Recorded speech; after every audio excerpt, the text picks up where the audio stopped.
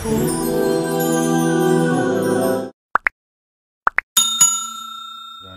و مرگ ناگهانی پیامبر صلی الله علیه وسلم خبر داد که یا رسول الله مادرم به مرگ ناگهانی گذشت، اگر دریابش میکردم شاید و من چیزی میگفت که در حقش فلان و فلان کنم.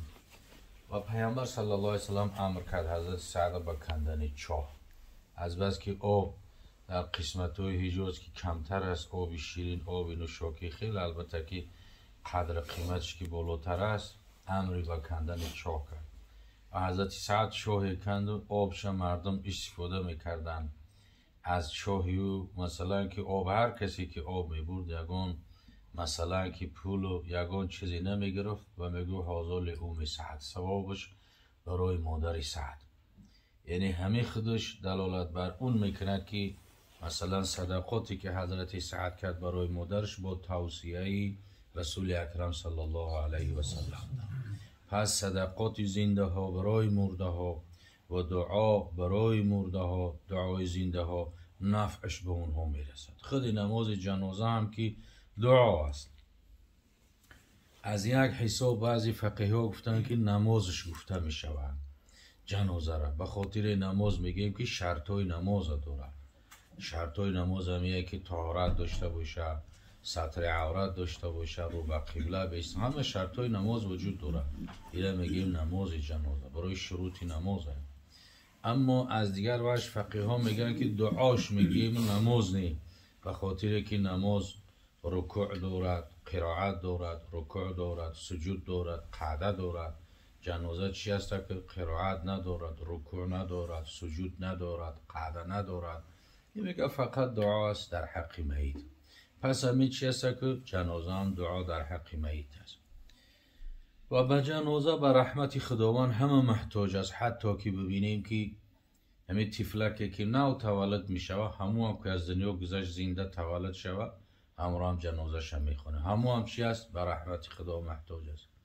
پیامبرا که معصومن، گناه ندارن، گناه صغیره و کبیره. پیامبرم که از دنیا گذشت، پیامبرم چی است؟ جنازه شم میخونن. یعنی به رحمت پروردگار گناه دارد ندارد همه چی است محتاج است. پیامبرم محتاج است. طفلکی که نو تولد شده است، اولی دنیا چیزی ندیده است، یک دفتری تازه است، او هم محتاج است. به رحمت خدا هم محتاج است. اونهایی که با مکلف هستند، مثل ما و شما مکلف هستند، عاقل هستند، بالغ هستند، اونهایی که حیات به سر بردن، ما به رحمت پروردگار محتاجتر هستیم. چون که در زندگی البته که سهو و خطا و گناه زیادی داریم. بی سهو، بی خطا، بی لغزش، بی کمبودی، بی نقصان فقط و فقط ذات اقدس پروردگار است. خلاص بغیر از پروردگار داره همه دیگر چی است که نقصان و خطا دارد.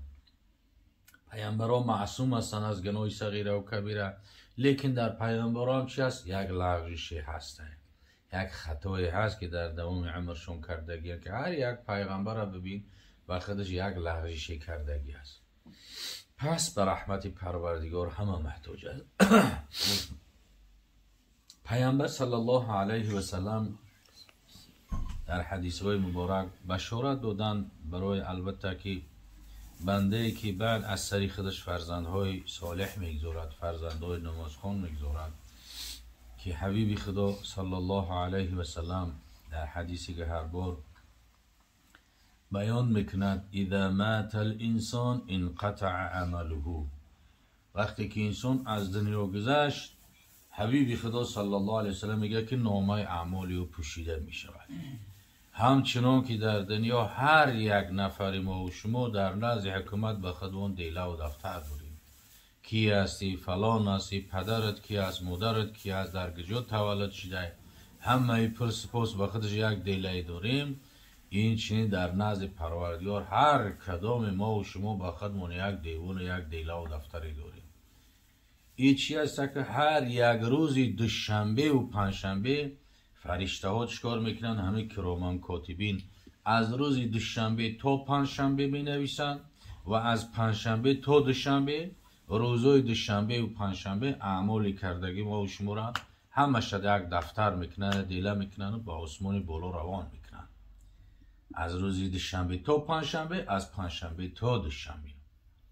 به همین خاطر رسول اکرم صلی الله علیه و سلم روزای دوشنبه و روزای پنجشنبه را روزه میگرفتن.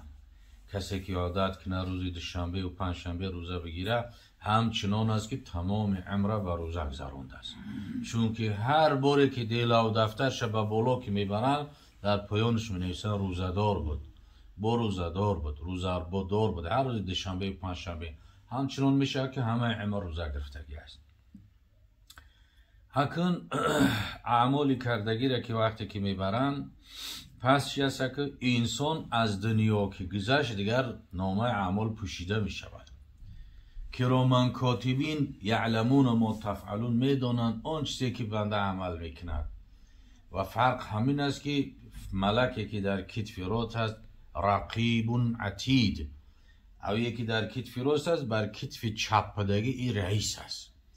اگر ثواب کاری عملی خوب ثواب کرده همون لحظه ثبتش میکنه.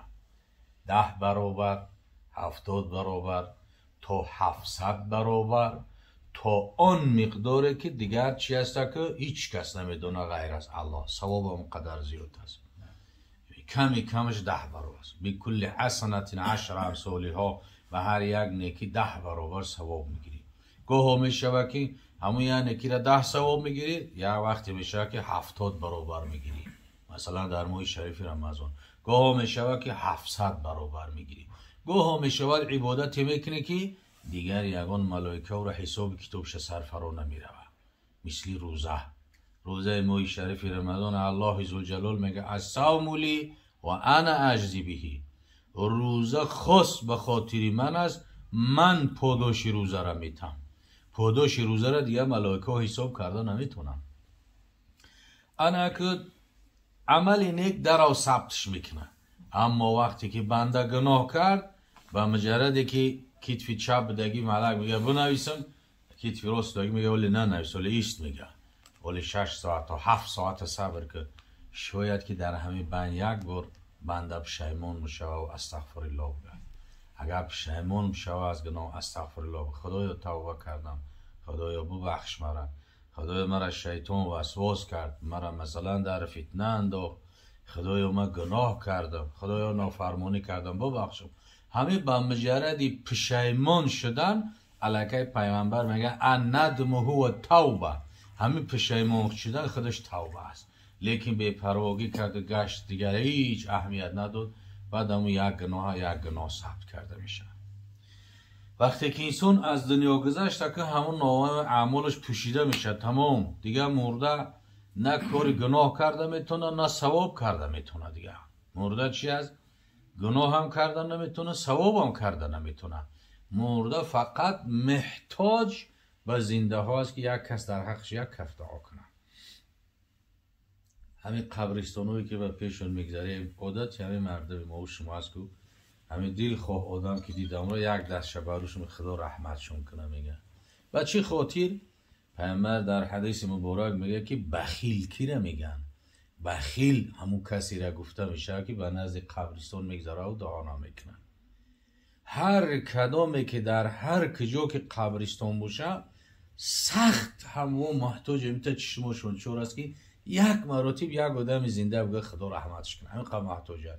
چی جایی که در حق او صدقه کنه، چی جایی که در حق او یک مثلا که خیر کنه، چی جایی که در حق او طلب مغفرت کنه، استغفار بگه. همین قدر محتاج هستن، سخت محتاج هستن. پس میگه بخیل همون میگن که به نزد قبرستان میگذره و دعا نمیکنه. وقتی که چی از انسان گذشت نامه اعمال پوشیده میشود. انقطع عمله الا من 3، مگر که از 3 گروهی با سعادت نامه اعمالشون پوشیده نمی شود. 3 گروه خوشبخت هستن، با سعادت هستن که نامه اعمال با پوشیده نیست، محکم نمیشه. در نامه اعمالشون ثواب ثواب ثواب ثواب رفته است. یکم نفری را میگه که صدقه جاریه، در حال حیاتش صدقه جاریه کرد، در حال زنده بدنش یک کوپرک سوز کرد، مردم با بلوش رفت آب میکنن، یا راه سوز کرد، مردم میروه، ماشین میروه، حیوان میروه، مثلا که هر کسی که رفته او میکنه با او را، یا مسجد بنا کرد که در مسجد نماز میخونن، تا زمانی که در مسجد یک نفر در رکعت نماز میخونن ثواب بر روحی او رفته است. شرط نیست که هر که مسجد بسوزه. مثلا ما و شما قدرت نداریم که بگیریم ترین مسجد بسوزیم. یک دانه خشت وقتی که از پول ما و شما خریده می شود، یک دانه خشت در امو دیوار مسجد گذاشته شود، امی صدقه جاریه است. تا زمانی که 100 ساله، 500 ساله، 1000 سال که در همین مسجد نماز بخونن، نامه اعمالی بنده پوشیده نیست. هر روزه ثواب رفته است. برای هر روزه در اینجا نماز خوندیسم. اگر راه سوز کرد، هر روزه مردم با او راه رفته اومده است. اگر 1000 سال بزگره، نامه اعمالی او بنده پوشیده نیست، ثواب رفته است. یا یک کوپرک سوز کرد و بالای کوپرک تا زمانی که یک چوب تختش میمونه، مردم با بالاش میره میوید، ثواب با او رفته است. یا بیمارخانه سوز کنه، یا راه سوز کنه، یا امروزه در زمان ما و شما یک محله ده یک آدم مثلا ثروتمند یک ترانسفورماتور رئیسو خودش میخره میاره میمونه، همو محله نماز میخونن، شیعه که به همو ترانسفورماتور آب جوش میکنن، آب گرم میکنن، نماز میخونن، و همو آب گرم غسل میکنن، و همو آب گرم طعام میپزن، و همو آب گرم لباساشون میشوند. ببین، به همو قوه برق تلاوت قرآن میکنن، به همو قوه برق کار زندگیشون پیش میرن. تا زمانی که او کار میکنه ثواب به این رفته است. اگر صدقه جاریه همین قدر ثوابش است، اجر پاداش زیادتر است.